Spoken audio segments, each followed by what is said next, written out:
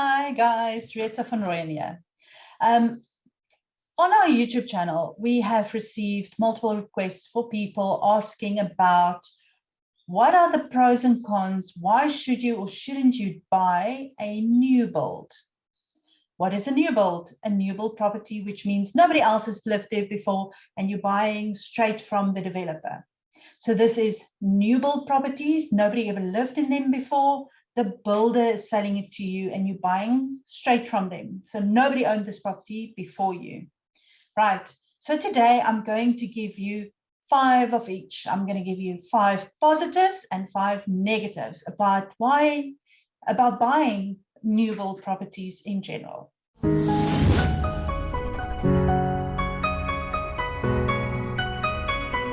So let's jump right into it.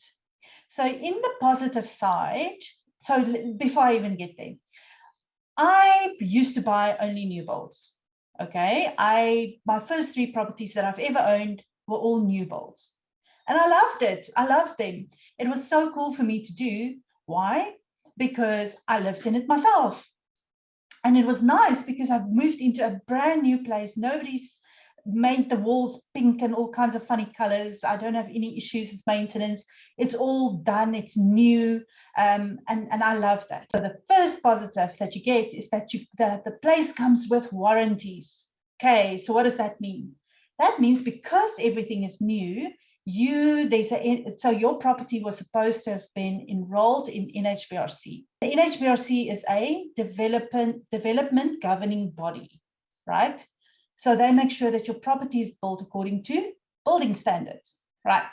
So if you get a loan on that property, the bank will make sure that that has been done. If you're buying it cash, you need to make sure that your developer has an NHBRC certificate for your property.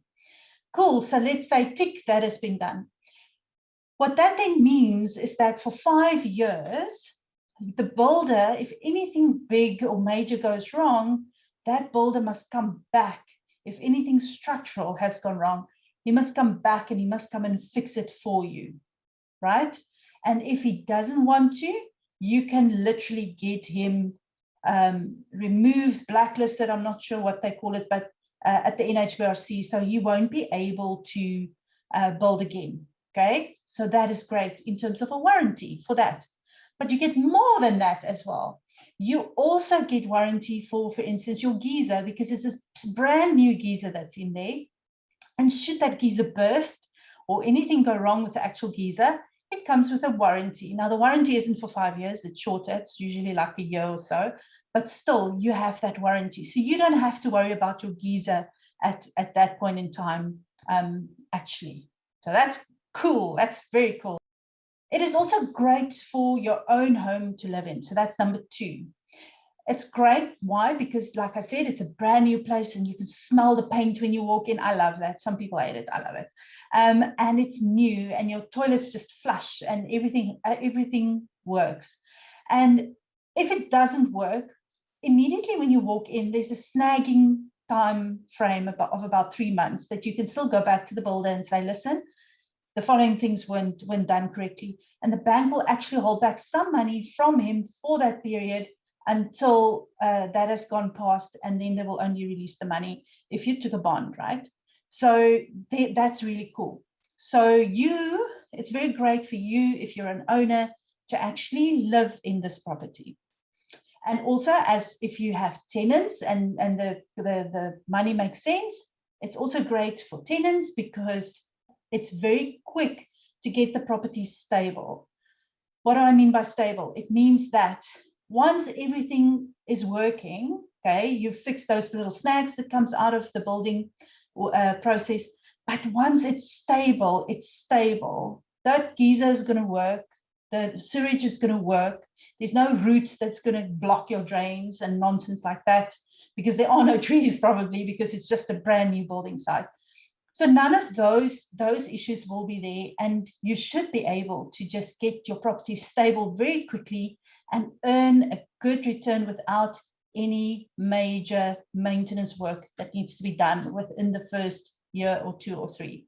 Then, of course, number 3, no transfer fees, which is awesome because you're buying directly from the builder. So it's the property isn't transferring from someone's name into your name. It's actually you're the first owner ever, so there's no transfer fees. The attorney still needs to get paid for putting that thing in your name, so you're going to pay that, but there's no transfer fees on the transfer duty on the SARS side of things. Okay, so you don't have to pay that, which is really great. So that is a big chunk of money that you normally have to have available if you buy an existing property, not a new build property. So that is really, really awesome. Number 4, if you buy in the right area, you can make a lot of money with this strategy, but over the long term. Okay, so I bought a property, a new house. I lived in it. The area was fantastic because it was a phased rollout. So they were busy building all these estates, one estate after the other in this big open piece of land. And I literally went and I bought in, I think it was phase 2. So there was one estate already and I bought in the next one. Okay, so what's nice about that is that I didn't even know, because back then I didn't buy on purpose. I just bought because I liked the place. But I was very lucky in the sense that I bought in phase 2 and there were more and more estates popping up. And what also happened is in that time, they built a mall, the second biggest mall in Centurion. And then a couple of years later, they also built a private school just down the road. So all of those things, if you buy in an area and you're still a little bit early in the process, they will build a mall, they will build schools, and all of those things then increase the value of your property.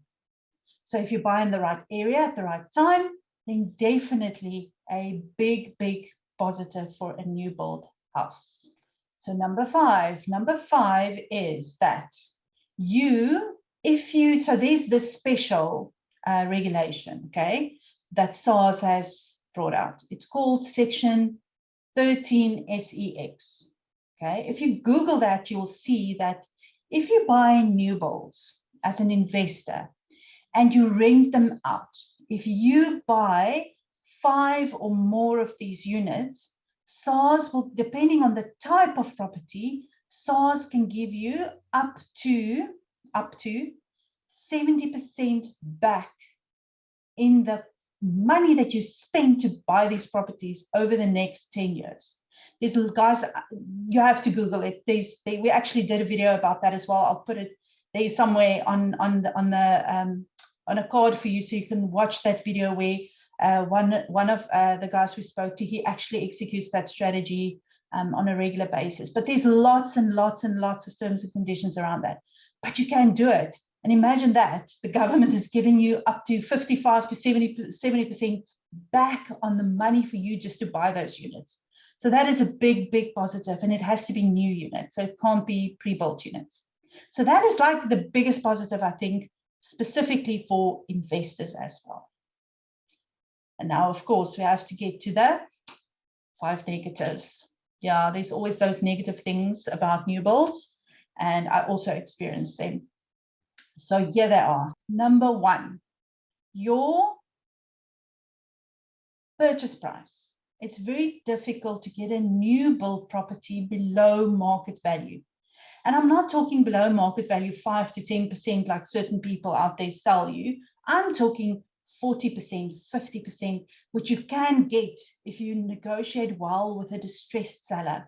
But in this instance, it's a developer and he's just selling a whole lot of houses, and whether you're going to buy it, somebody else will buy it, and they move on. So you can't really negotiate those great discounts, market value discounts on a new build.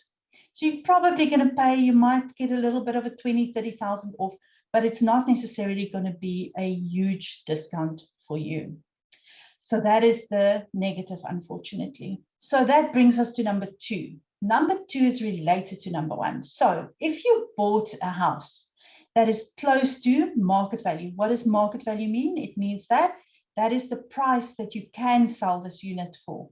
So if you bought close to the top of that, for you, and then now remember, you're going to pay the bank potentially, so that little bit is going to go up. you're going to pay on top of that. You might have to pay the attorney a little bit on top of that for your transfer. So now for a 1 million rand house, you actually paid 1,050,000 rands. But that property is only worth 1 million rand. So now to get all of the bank paid at the 1 million and your 50,000 that you now paid out of your own pocket, to get that back out, you have to sell the property at about 1.1, 1.2 million. Why more than the 1,050,000?